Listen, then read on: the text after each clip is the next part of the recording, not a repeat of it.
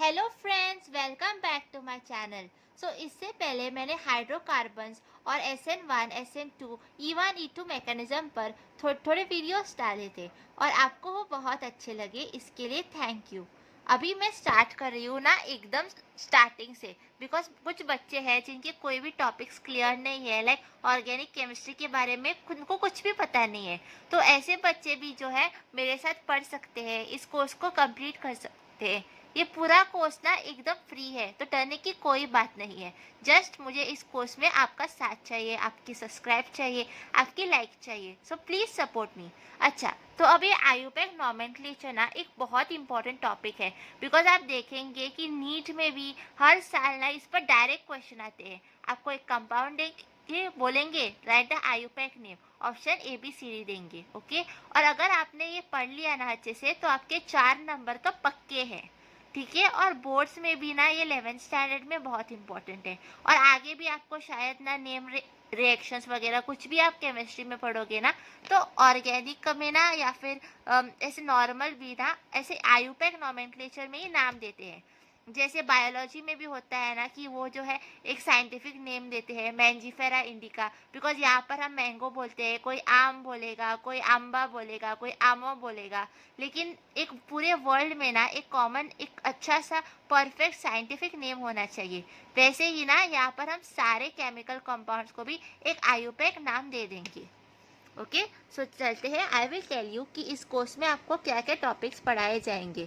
आपको sigma bond और pi bond पहचानना समझना होगा, हाइब्रिडाइजेशन, फिर degree of carbon, 1 degree carbon है, 2 डिग्री, 3 डिग्री।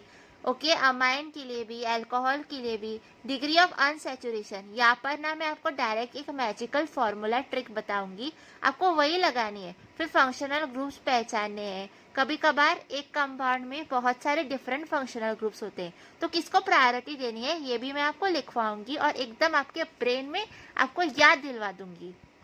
क्लासिफिकेशन, फिर होमोलोगस सीरीज भी है, फिर साइक्लो अल्केन पढ़ेंगे, बाईसाइक्लो, फिर कॉमन नेम्स भी। जैसे कुछ वाले हैं ना जिनके कॉमन नेम्स आप जान ही लो, बेटर है, like formic acid and all. Okay, फिर हम थोड़ी क्वेश्चन प्रैक्टिस यानी PYQs भी जो डायरेक्ट आते हैं वो भी मैं डायरेक्ट ही इसी कोर्स में प्रैक्टिस करवा दूंगी।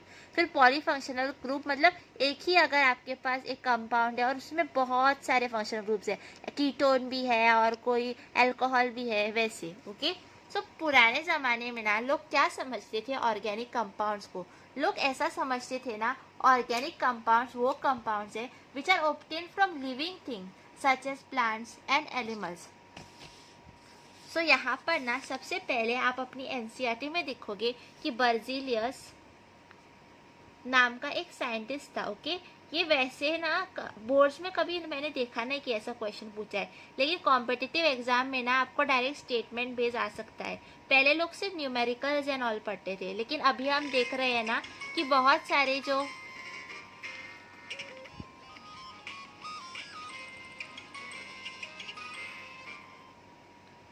अभी हम देख रहे हैं ना कि बहुत सारे जो भी टॉपिक्स है वो ऐसे स्टेटमेंट बेस आ रहे हैं, असर्शन रीजन आ रहे हैं। तो इसीलिए ना मैं थोड़ी थ्योरी भी आपको पढ़ाना चाहती हूँ, to remain on the safer side. So according to Berzelius, एक स्पेशल फोर्स थियोरी या फिर इसे वाइटल फोर्स थियोरी भी कहते हैं।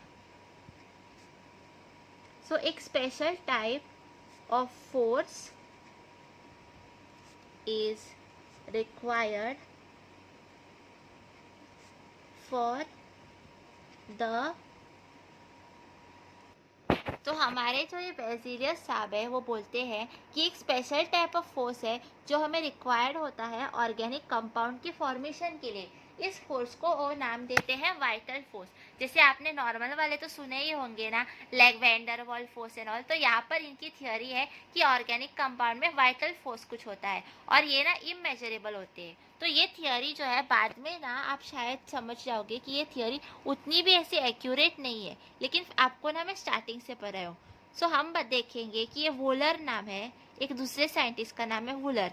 ये क्या करता है, ये भैया आते हैं और ये सबसे पहला ऑर्गेनिक कंपाउंड सिंथेसाइज करते हैं, वो है यूरिया। तो आपको डायरेक्ट भी क्वेश्चन आ सकता है कि सबसे पहला कौन सा ऑर्गेनिक कंपाउंड था जो लेबोरेटरी में सिंथेसाइज किया था, तो वो है urea. So this is the first organic compound prepared in lab. Okay और फिर इसके अलावा आपको 2 और साइंटिस्ट के नाम याद रखने हैं. सो कॉलवेज ने जो है एसिटिक एसिड का सिंथेसिस किया था. सो ये देखिए, ये इसका ना एक्चुअली आयुपैक नॉमेनक्लेचर दूसरा है, लेकिन कॉमन नेम ना आप प्लीज़ इसका याद रख लो. इसका नाम है एसिटिक एसिड. और बर्थेलॉट ने मीथेन. मीथेन का ये आयुपैक नेम ही है CH4. इसका मैं स्ट्रक्चर भी आपको दिखा चुकी हूँ. Okay okay.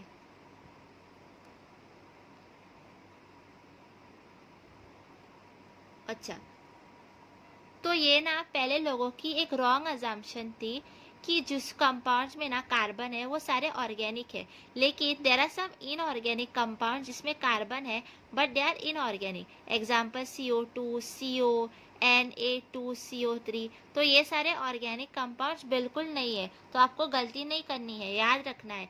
कुछ लोग ब्लाइंडली ना कार्बन को देखकर ही इनऑर्गेनिक बोल देते हैं. फिर एक नई बात आई कि carbon, hydrogen and other atoms, अगर ये तीनों है ना या फिर दोनों भी है तो हम इसको ऑर्गेनिक कंपाउंड्स बोल सकते हैं. जैसे एग्जाम्पल मीथेन ऑर्गेनिक कंपाउंड है. फिर CH3 मतलब इसकी होमोलोगस सीरीज, या फिर डबल बॉन्ड वाले अल्केन्स भी, या फिर अल्कोहल भी, या फिर अमाइन भी. अमाइंस ना आपका पूरा चैप्टर है. अल्कोहल का भी एक पूरा चैप्टर है 12th में. अगर आप चाहते हो कि मैं वो पढ़ाऊँ तो प्लीज़ कमेंट कीजिए. और ये हमारा और एक है. और ये वाला भी प्लीज़ याद रखना, ये मुझे अपने टाइम पर बिल्कुल याद नहीं रहता था. ये CCl4 जो है ये भी ऑर्गेनिक कंपाउंड है. ठीक है, तो आपको अगर स्क्रीनशॉट लेना है, नोट करना है तो प्लीज़ कर दीजिए. अच्छा, तो नेक्स्ट में चाहूँ मैं. Sure students? यस. सो हाइड्रोकार्बन्स क्या होते हैं? एक अल्काइल ग्रुप होता है और एक H. तो RH ना पूरे को आप अल्केन बोलते हो, लेकिन अगर आप H भैया को निकाल दो तो इसको अल्काइल ग्रुप बोलते हैं. अल्काइल ग्रुप, या फिर ये अराइल ग्रुप भी हो सकता है. या फिर आप ना क्या करते हो, इसे आप रेडिकल भी बोलते हो. ओके. सो यहाँ पर ना आपको एग्जांपल्स पता है, जैसे कि मीथेन जो है ये पूरा अल्केन है, लेकिन इसका अल्काइल ग्रुप हम कैसे लिखेंगे? ये वाला, ये देखो, इसे बंद करना है. CH3 हमारा अल्काइल ग्रुप है. ठीक है, समझ में आया आपको? अब हम बात करेंगे हाइड्रोकार्बन डेरिवेटिव्स की.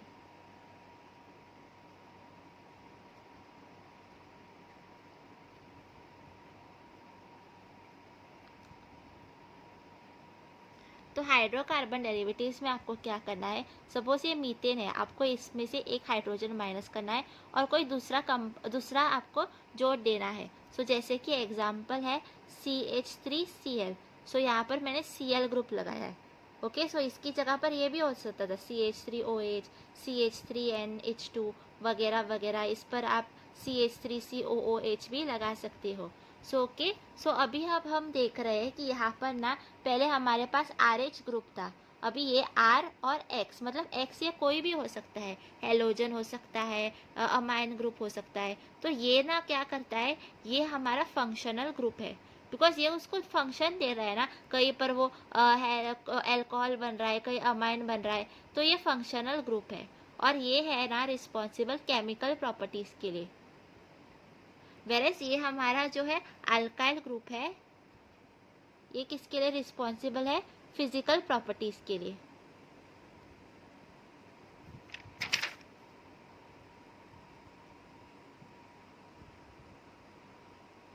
अच्छा, तो हमारे ना कंपाउंड्स को लिखने के कई सारे तरीके होते हैं. जैसे अगर आपका नाम है, आप उसे इंग्लिश अल्फ़ाबेट्स में भी लिख सकते हो, आप उसे चाहे तो देवनागरी में भी लिख सकते हो. तो वैसे ही हम ना यहाँ पर पहले इसे ऐसे लिखेंगे.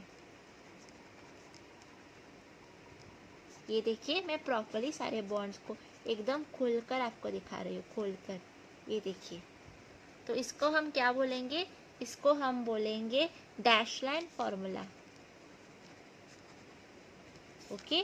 अब इसी चीज़ को ना मैं थोड़ा छोटा करूँगी. जैसे ये अगर कार्बन है ना, ये CH3 करूँगी, यहाँ पर CH2 करूँगी, यहाँ पर CH3 करूँगी। मतलब हर कार्बन को ना सेपरेट सेपरेट उसकी जो एडजेसेंट लोग हैं उनके साथ लिखूँगी, CH2 और फिर CH3।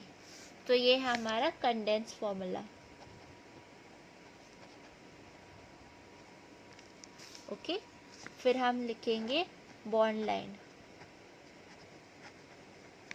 बॉन्ड लाइन नोटेशन में आप क्या करेंगे, एक कार्बन एकदम पहाड़ जैसे आपको ड्रॉ करना है, सी।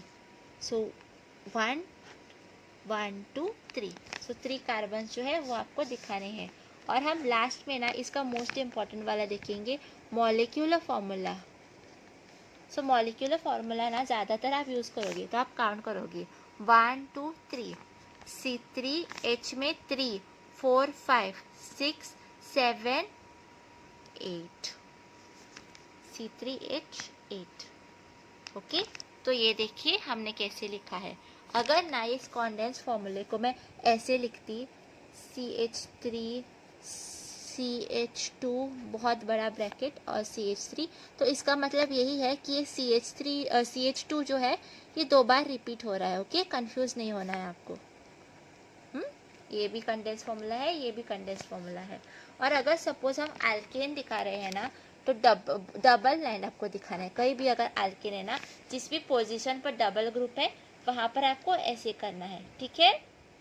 ओके, अगर कोई साइक्लो कंपाउंड होता तो हम ऐसे ट्राइंगल बना देते, अगर 4 वाला होता तो ऐसे बना देते, उसमें भी कभी कभार डबल बॉन्ड ऐसे आ जाता है, ठीक है बच्चों। ओके, तो अभी जो है हम प्रैक्टिस करेंगे। मैं आपको एक कंपाउंड दूंगी और आपको जो है उसे लिखना है इसमें क्या में, बॉन्ड लाइन में, ठीक है। तो आई गिव यू 2-3 एग्जांपल्स। हम ये प्रीवियस ईयर क्वेश्चन है जिनको प्रैक्टिस कर रहे हैं।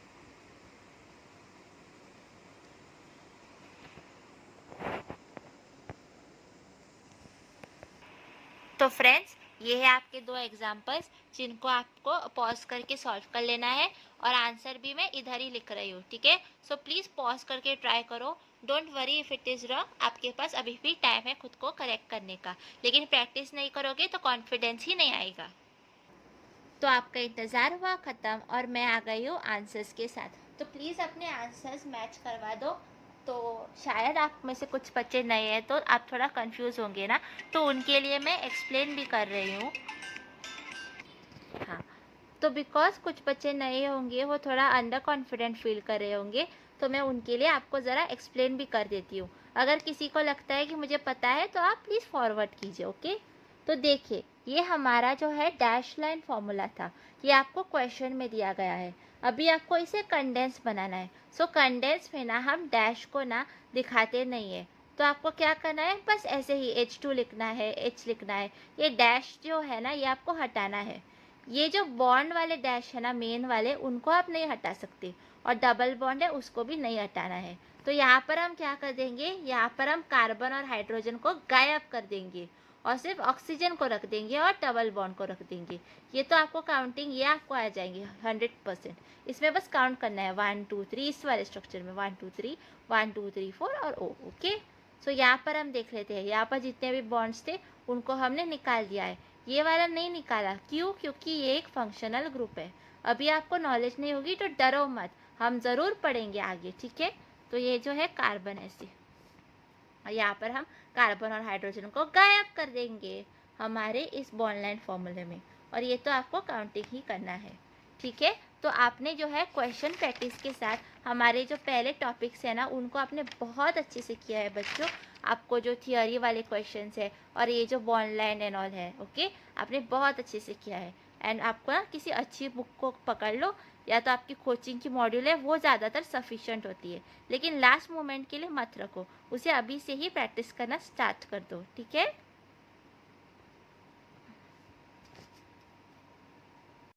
अच्छा फ्रेंड्स, तो मैंने आपको एक और टॉपिक के बारे में बताया था कि मैं आपको सिखाऊंगी कि कैसे पाई बॉन्ड को काउंट करना है और सिग्मा बॉन्ड को काउंट करना है।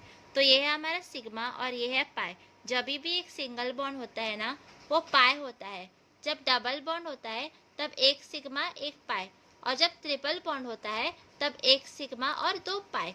पाई बॉन्ड जो है ना वो साइड वाइज ओवरलैपिंग से होता है और sigma bond head on overlapping. ये आपने ज़रूर केमिकल बॉन्डिंग में पढ़ा होगा, नहीं पढ़ा है तो स्टे ट्यून।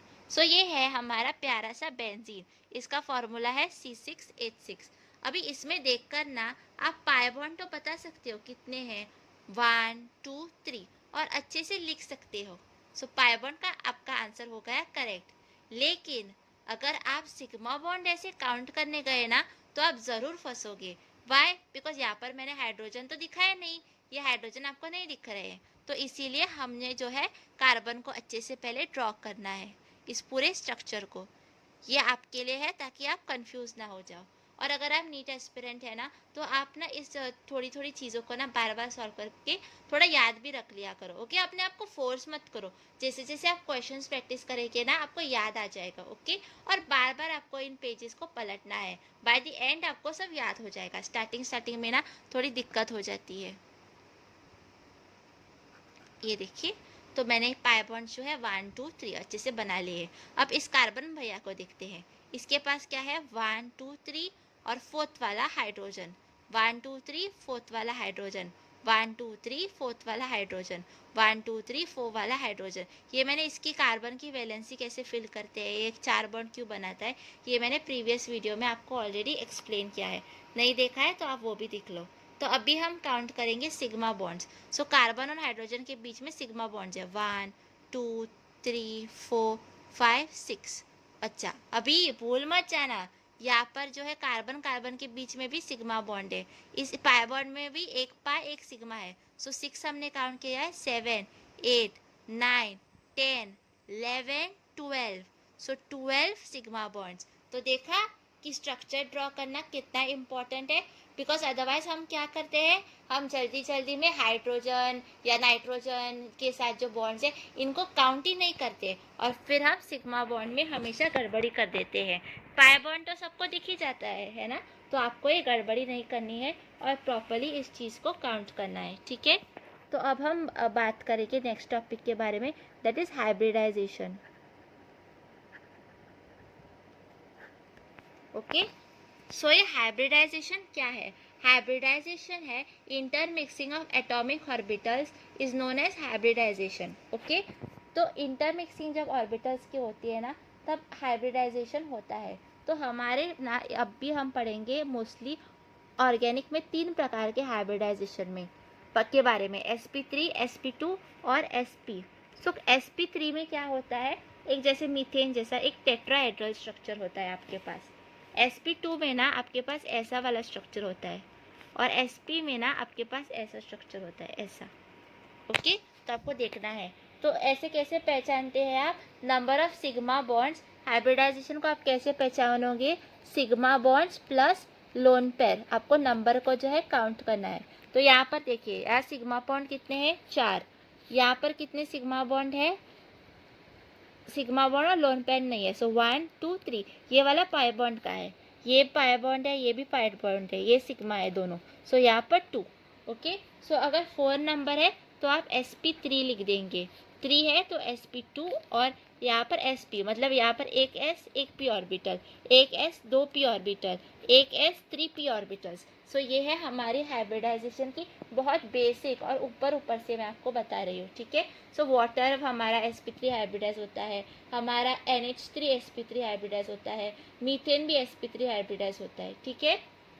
सो अगर लोन पेयर होता तो लोन पेयर को भी हम इस नंबर में काउंट कर लेते, ठीक है बच्चों। सो आपको जो है मैं अभी एग्जांपल्स दूंगी और आपको ये ना क्वेश्चन डायरेक्टली नीट में आता है, ठीक है। तो आपको एक एग्जांपल दिया जाएगा और आपको बताना है कि इनमें से कौन सा sp3 है, कौन सा sp हाइब्रिडाइज है और कौन सा sp2 हाइब्रिडाइज कार्बन है, कौन सा sp है। तो आप लोग प्लीज़ इस वीडियो को पॉज कीजिए और जो है सॉल्व कीजिए और फिर मुझसे आंसर मैच करवा लीजिए। डरना नहीं है, सबको अच्छे से प्रैक्टिस करना है।